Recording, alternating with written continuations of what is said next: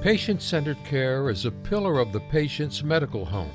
Listening to patients helps keep care patient-centered. Does your practice take your perspective into account in your care? I think the value of having a safe forum in which you hear people's honest points of view, without the filter of people's anxiety in a medical situation, their anger sometimes, their deference at other times. To have a forum where you can really talk about the patient's perspective on practice, I think that's infinitely valuable. I think that the old model or old way of doing things where the physician was God and the patient simply had to accept, I think we've emerged from that.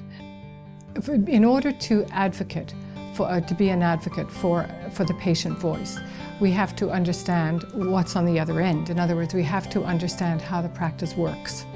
And being on the Patient Advisory Council has allowed us to see the structure. For example, there are a number of clinics, as you will have heard. I didn't know that.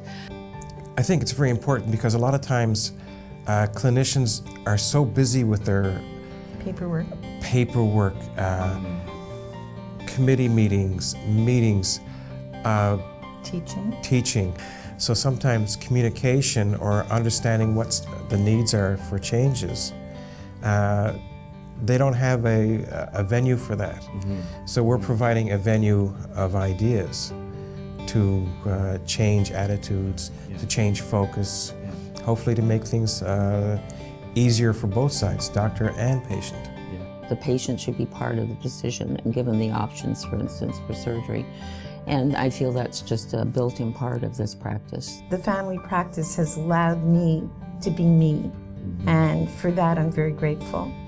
It's not often that you have a doctor that will really take care of you in all ways, and the family practice has done that for me.